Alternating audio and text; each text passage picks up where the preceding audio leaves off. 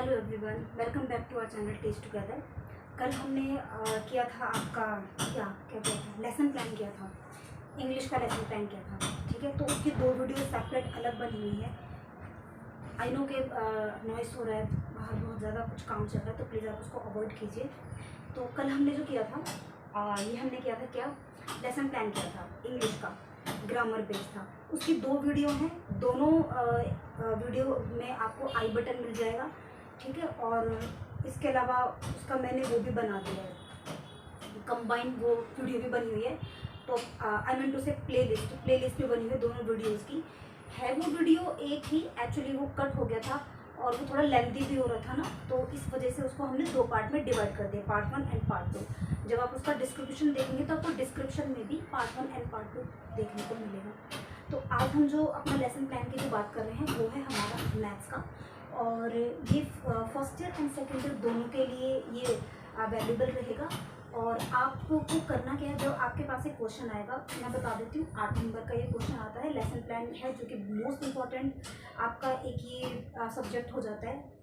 बोले तो सब्जेक्ट से मेरा मतलब है जो लेसन प्लान होता है, क्योंकि ये आपको ना आपके होल लाइफ, वो टीचिंग वाले होल लाइफ में आपको ये काम करना पड़ता है इसमें, तो इसको समझना सही से।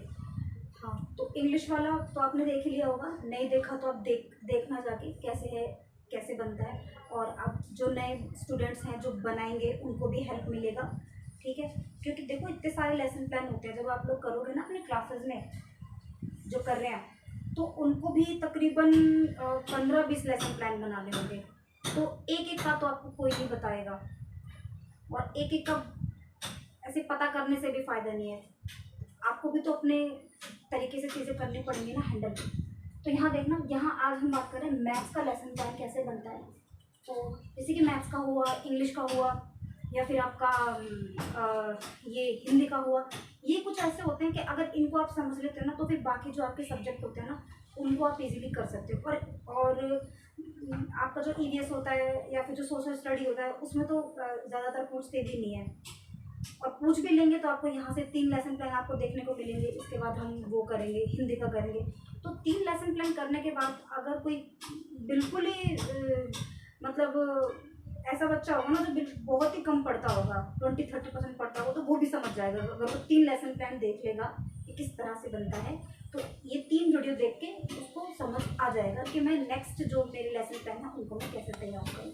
तो देखो अब क्या है, यहाँ पर हम बात कर रहे हैं कौन सी, ये मैथ्स वाले लेसन प्लान की, कि मैथ्स का लेसन प्लान कैसे बनता है। तो आपको क्वेश्चन आएगा कि आपको लेसन प्लान बनाना है, आपको या तो कोई लेसन प्लान से अकॉर्डिंग कोई सब्जेक्ट, कोई टॉपिक दे दिया जाएगा। टॉपिक आपको घटा करने को बोल सकते हैं, आपको जोड़ करने को बोल सकते हैं, मल्टीप्लिकेशन बोल सकते हैं, भाग बोल सकते हैं, और या फिर आपको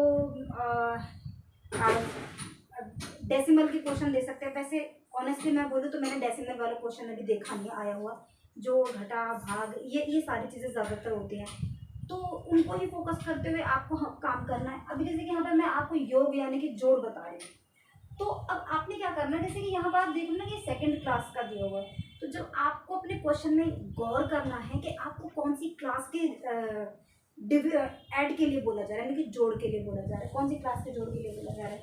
तो जब ऐसा होगा ना, तो आप उसके ही अकॉर्डिंग अपने क्वेश्चन को क्या करेंगे, उसके हिसाब से फिर आप अपने क्वेश्चन को बड़ा बनाएंगे। बड़ा इन द सेंस, अभी सेकंड क्लास के बच्चे को जब आप योग सिखाओगे तो फिर वो कैसे सीखेगा, वो छोटी छोटी संख्याओं को सीखेगा या छोटी छोटी संख्याओं को लेके सीखेगा। क्योंकि जब सेकंड क्लास के बच्चे की बात होती है ना, तो उसको हम जो गिनतियों की बात करते हैं, तो वो हम उसको 2 डिजिट तक की गिनती सिखाते हैं, यानी कि 1 से लेके 100 तक की गिनतियाँ हम उसको सिखाते हैं। तो उसी बीच में ही अब वो अपना ऐड करेगा या सब्ट्रैक्शन करेगा या मल्टीप्लिकेशन करेगा। वहीं पर अगर थर्ड क्लास का बच्चा है तो हम उसको 300 तक या 500, कहीं 500 तक भी हम सिखाते हैं। तो उस हिसाब से जो उसका लेवल हुआ ना, वो लेवल हाई हो जाएगा।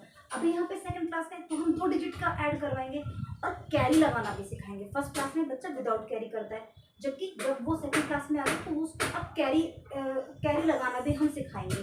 ठीक है, अब एक चीज़ आपको ये बात ध्यान में समझनी है कि आपके हो रहे हैं अभी exam, yet now, right now.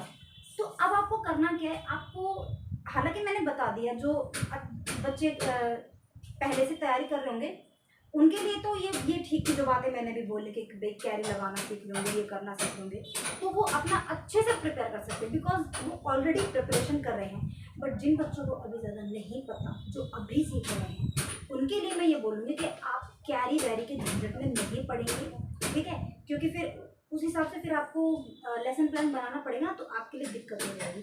तो मैं आपको ऐसा बताऊँगी लेसन प्लान कि आप सभी स्टूडेंट इसको ईजिली करें, ठीक है।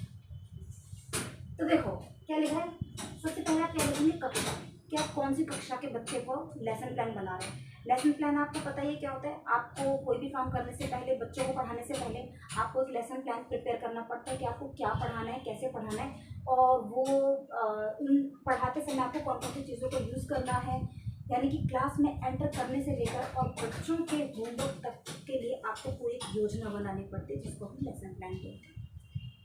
अब देखो कक्षा कौन सी, दूसरी, आपको जो भी कक्षा रखनी है, फर्स्ट सेकंड थर्ड फोर्थ, आपको जो भी आपके क्वेश्चन में दिया गया होगा कि फर्स्ट के लिए, सेकंड के लिए, थर्ड के लिए, वो आपको यहाँ मेंशन करनी है। नीचे आप जो भी लिखोगे ना, कोई इतना गौर नहीं करेगा। अगर मैं अभी एग्जाम पॉइंट ऑफ व्यू की बात करूँ तो आपको कोई तो ये देखा कि क्वेश्चन में जो जो चीज़ें मेंशन की वो आपने अपने आंसर में लिखे नहीं लिखे हैं। तो कक्षा का बहुत ध्यान रखना है कि आपको वही कक्षा लिखनी है जो आपको क्वेश्चन में बोली गई है। उपविषय यानी कि कौन सा, सॉरी, कि वो कौन सा टॉपिक है, ठीक है, कि कौन सा टॉपिक है, तो वो टॉपिक आपको ध्यान रखना है, ओके। उसके बाद समय, अब समय की तो ये होता है कि समय भी आपको क्वेश्चन में दिया नहीं होता है, तो it's totally depend on you कि आपको 30 मिनट रखना है कि आपको 45 मिनट रखना है। इसे 45 मिनट मुझे ना लॉजिकली बड़ा लग जाता है, 30 मिनट इनफ होता है, ठीक है, 30 मिनट ही रख लेना, अभी बाकी आपकी मर्जी है। उसके बाद यहाँ पर देखो एक विषय है, विषय क्या है, वो विषय जो भी, मतलब सब्जेक्ट, गणित करा रहे हो, क्या करा रहे हो, जो भी करा रहे हो यहाँ पर। और उप विषय होता है कि गणित में कौन सा टॉपिक है, यानी कि आपके सब्जेक्ट का भी कौन सा टॉपिक लेके चल रहे हो, समय आपको पता चल गया। सामान्य उद्देश्य क्या होते हैं, यानी कि जनरल जो आपके एम्स होते हैं वो क्या है। सामान्य उद्देश्य का मतलब ये है कि आप कुछ भी पढ़ा रहे हो उसमें आप क्या चाहते हो, यानी कि आप कोई काम कर रहे हो तो आप वहाँ से कुछ आउटकम भी तो लेना चाहते हो ना। तो आप क्या चाहते हो कि बच्चों में गणित के प्रति एक तो रुचि बढ़े, कि जब बच्चा गणित पढ़ रहा हो तो उसमें, क्योंकि होता क्या है, तो बहुत जनरल प्रॉब्लम हो चुके हैं कि ज़्यादातर बच्चों को ना, अपने इंडिया में तो ये होता है, बच्चे इतना ज़्यादा हेजिटेट होते हैं ना इससे, इवन दो मतलब लगता ही है, डर लगता है, मुझे भी लगता है, मैथ्स फोबिया जिसको हम बोलते हैं। और वो पता है क्यों होता है, क्योंकि हम लोगों का जो बेस होता है ना, वो बेस ही बड़ा बेकार सा हो जाता है। मतलब ये जो प्राइमरी लेवल की क्लासेस होती है ना, इसको हमारी गवर्नमेंट बहुत हल्के में लेती है, हमारे टीचर्स बहुत हल्के में लेते हैं, बट आई होप कि आप लोग नहीं लोगे। अब जो भी आपको बच्चे मिलेंगे ना, जिनको पढ़ाना होगा, उनको बहुत ईमानदारी से, बिल्कुल अपने बच्चे अपने भाई बहन समझ के पढ़ाना, उनका बेस मतलब ऐसे मत रहने देना, हल्का मत रहने देना, अच्छे से पढ़ाना। ये छोटी छोटी चीज़ें तो ही बतानी है ना आपको, तो आलस मत करना। एक अच्छे राष्ट्र के नाते, एक अच्छे नागरिक होने के नाते, तो बच्चों में गणित के प्रति रुचि बढ़ाने के, उनको इंटरेस्टिंग लगे, उनको डर ना लगे। आज हम लोगों को जो मैथ्स फोबिया है ना, वो उनके मन से गायब हो जाए, उनका दिल करे, उनसे पूछो ना कि क्या पढ़ना है, मैथ्स पढ़ना है, ऐसा उनको इस तरह से हमको सिखाना है, ये हमारा उद्देश्य है, ठीक है। और क्या, दैनिक जीवन से गणित को जोड़ना, कि जो गणित है ना, कि वो कोई सिर्फ और सिर्फ मात्र कोई सब्जेक्ट नहीं है, वो जीवन में उपयोग होने वाले सब्जेक्ट है। इस तरह से हम चाहते हैं कि बच्चा ऐसा हो जाए। सामान्य ज्ञान में वृद्धि, जब भी आप कुछ भी पढ़ाते हो, कुछ भी करवाते हो ना, तो जनरल सी बात है, किसी के भी नॉलेज में वृद्धि होती ही होती है। तो एक ये भी हमारा उद्देश्य है कि जब हम आसपास की चीज़ें उससे डिस्कस करेंगे कि भाई ये चीज़ इतने की है, ये उतने की है, और 2 4 5 कुछ भी करेगा तो उसका जनरल नॉलेज अपने आप को डेवलप होता है, ठीक है। और ये चीज़ें तो ऐसी है ना कि ये आपको सारे लेसन प्लान में डालनी है। भाषाई विकास पे दूसरी क्लास का बच्चा है, अभी उसका भाषाई विकास इतना अच्छा नहीं हुआ है, बट जब टीचर, स्टूडेंट और पूरी क्लास के बच्चे आपस में जब बात करेंगे ना, तो होगा क्या कि वो नए शब्दों से सब शब्दों के साथ खेलेंगे, उनको पता चलेगा। तो टीचर बताते कि शब्द का मतलब ये है, तो होगा क्या, उनका भाषाई विकास होगा।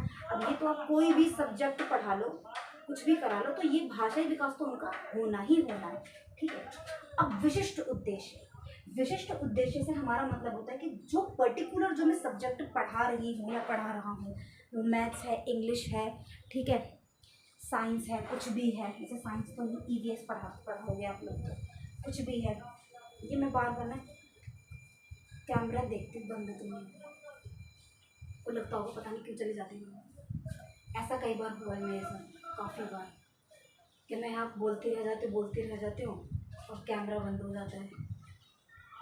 खैर देखिए, फिर क्या, विशिष्ट उद्देश्य का मतलब क्या है कि जो भी मैं टॉपिक से रिलेटेड मेरे क्या उद्देश्य है, यानी कि यहाँ पे मैं जोड़ करा रही हूँ, योग करा रही हूँ, ठीक है, ये वाला जोड़ योग, ठीक है, कंफ्यूज हूँ तो ये जो मैं करा रही हूँ उससे मेरे क्या उद्देश्य हैं, उससे मैं क्या चाहती हूँ कि उसको सिखा के मैं बच्चों के अंदर एक क्या डेवलपमेंट चाहती हूँ। तो वो क्या है, जोड़ योग का दैनिक जीवन में प्रयोग करना, ठीक है, ये दैनिक जीवन में बहुत इंपॉर्टेंट लाइन है, दैनिक जीवन में प्रयोग करना। इसका मतलब क्या है कि ये जो जोड़, जो भी हम टॉपिक पढ़ा रहे हैं बच्चे को, कुछ भी पढ़ा रहे हैं, हमारे जो न्यू एजुकेशन पॉलिसी है उसमें भी ये बात बहुत खोल के लिख दी गई है कि भाई बच्चों का जो पढ़ना है ना, वो ऐसा होना चाहिए कि जब वो स्कूल से बाहर आए तो वो उस पढ़ाई का यूज़ कर पाए, वो उन्होंने जो भी पढ़ा है, जो भी सीखा है, वो उसको यूज़ कर पाए अपने डेली लाइफ में। तो उनको पढ़ाना ही ऐसे है, हमको बच्चों को ये नहीं पढ़ाना है 2+2 4, ये नहीं पढ़ाना है हमको ये पढ़ाना है 2 रुपीज़ एंड 2 रुपीज़, या फिर 2 एप्पल और 2 एप्पल 4 हुए, ये कराना है। ये हमको कागजी ज्ञान नहीं करवाना है, हमको तो उनके डेली लाइफ में जो उनको यूज़ आने वाली है ना, वो करवानी है, ठीक है। ये कागज़ काले नहीं करवाने हैं बच्चों को। इसीलिए आपने ये भी देखा होगा कि मतलब मुदालिर आयोग में जो बच्चे पढ़ रहे होंगे उनको पता होगा, मुदालिर आयोग में भी ऐसे बताया गया था, बिना बोझ की शिक्षा, ऐसे ऐसे करके बातें हुई है कि भाई वज़न कम से कम हो, ज्ञान यहाँ होना चाहिए, ज्ञान किताबों से निकल के यहाँ आ जाए, वो बैग का भारी होना ज्ञान नहीं होता है, ठीक है। और क्या है, अब ये बात पता चल गई, सहायक सामग्री क्या होती है। सहायक सामग्री यानी कि जो हमारे हेल्पिंग एड्स हैं, जो कि हमको पढ़ाने के लिए, बच्चों को बताने के लिए जो चीज़ें हम यूज़ करने वाले हैं, तो वो क्या है, चौक है, ब्लैक बोर्ड है, ये तो चीज़ें नॉर्मल है। उसके बाद आप ले सकते हो फ्लैश कार्ड। अब ये वो चीज़ें हैं जब आपने अपना टीचिंग प्रैक्टिस किया होगा ना, जब आपका टीपी लग रहा होगा, तो आप लोग बना के लेके जाते होंगे, कभी कुछ आपसे वो बनवाते होंगे, जो आपके टीचर्स होंगे। आप तो पीपल टीचर थे, है ना, तो आपसे बनवाते होंगे, या फिर आपने जो बच्चों को आपने सोच लिया कि मुझे कल बच्चों को ये पढ़ाना है, तो उससे रिलेटेड आप बच्चों को क्या दिखा सकते हो, क्या सिखा सकते हो, किताब से हट के। किताब में जो मटेरियल है वो है, लेकिन आप बच्चों को एक विजुअलाइज तरीके से, या फिर उस टॉपिक को और ज़्यादा इंटरेस्टिंग बनाने के लिए, या फिर बच्चों को ऐसा लगे कि वो पढ़ नहीं रहे, वो खेल रहे हैं, उनको ऐसा अनुभव कराने के लिए, ऐसा फील कराने के लिए, और वो पढ़ भी जाए, वो चीज़ को सीख भी जाए। इसीलिए हम क्या करते हैं, सहायक सामग्री का यूज़ करते हैं, ठीक है। तो ये चीज़ें तो हुई। अब फ्लैश कार्ड मैंने क्योंकि मैथ्स का कर रहे हैं, तो कक्षा में उपलब्ध सामग्री। अब आपको ये खुद सोचना है कि अगर आप मैथ्स करा रहे हो तो कौन सी ऐसी सहायक सामग्रियाँ होंगी कि जिनसे आप यूज़ कर सकते हो। सपोज करो आप आकृतियाँ करा रहे हो, आप शेप करवा रहे हो, टॉपिक का नाम आकृति है, शेप्स हम जिसको बोलेंगे, तो आप क्या बोल सकते हो, आप इसमें सहायक सामग्री में लिख सकते हो विभिन्न आकृतियों का चार्ट पेपर, या फिर आप लिख सकते हो 3D पिक्चर्स, या फिर आप लिख सकते हो कि विभिन्न आकृतियों से बने हुए लकड़ी के गुटके। अब गुटके का मतलब होता है, मतलब जब लकड़ी के बने हुए ना शेप होता है, तो उनको गुटके ही बोलते हैं, और कुछ और मत समझ लेना, ठीक है। मैं जब नर्सरी क्लास में थी तो हमारे क्लास में होते थे, बहुत प्यारे थे, याद है मुझे, ठीक है। इतनी बात हुई, तो यहाँ पर आप अपने सब्जेक्ट के हिसाब से जो आप पढ़ा रहे हैं उसके हिसाब से ऐड कर सकते हैं।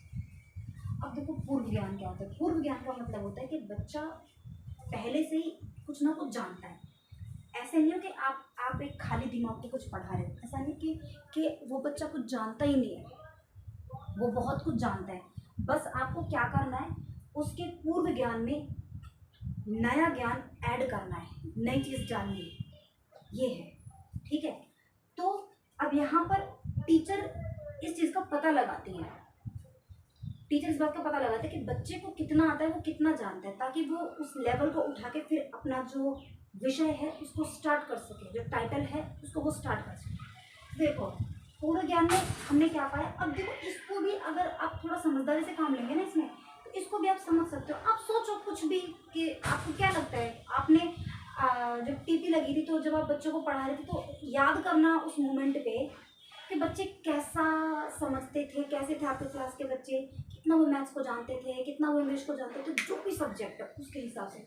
तो देखो मैंने ये लिखा अपने समझ के हिसाब से, विद्यार्थियों को खिलौने वस्तुएं आदि को गिनना आता है। तो जब मैंने देखा कि जब मैं उनको ऐसे बोलती हूँ ना, मैंने ये पाया कि जब मैंने उनको ये बोला कि बच्चों ये 6 है और ये 2 है, इनको ऐड करके दिखाना, तो बच्चे नहीं कर पाए। ठीक है, ये नहीं लिख पाए, उनको नहीं आया। ऐसा मैंने अनुमान लगाया, अनुमान इन द सेंस कि ये मेरी क्लास की हालत है। लेकिन जब मैंने उनको ये बोला ना कि भाई ये 6 स्टिक्स है, ठीक है, और ये 2 स्टिक्स हैं, अब इनको काउंट करना, तो उन्होंने फटाफट 1 2 3 4 5 6 7 8। तो फिर मैंने बोला अच्छा तो अब 8 लिख के दिखाओ, तो बच्चों ने 8 लिख के दिखा दिया। तो यानी कि उनको आता तो है, अब बस मुझे ये चीज़ और बतानी है थोड़ी सी। इसका मतलब कि उनको काउंटिंग आती है, इसका मतलब कि वो जो भारी ठोस वस्तु हैं उनको वो गिनने में सक्षम है। ठीक है ना, क्लियर हो रही ना बात। तो ये चीज़ तो वो जानते हैं। तो अब मुझे ये पता चल गया कि मुझे अब अपना टॉपिक कहाँ से स्टार्ट करना है। तो ये होता है पूर्वज्ञान। आप अपने हिसाब से इसको लिख सकते हो। इसका अब नेक्स्ट पार्ट 2 अभी हम लेके आ रहे हैं, और क्या बोलते हैं उसका, आई बटन में मिल जाएगा या फिर एंड वीडियो में भी आपको मैं दे दूँगी। ठीक है, तो मिलते हैं अभी इसके नेक्स्ट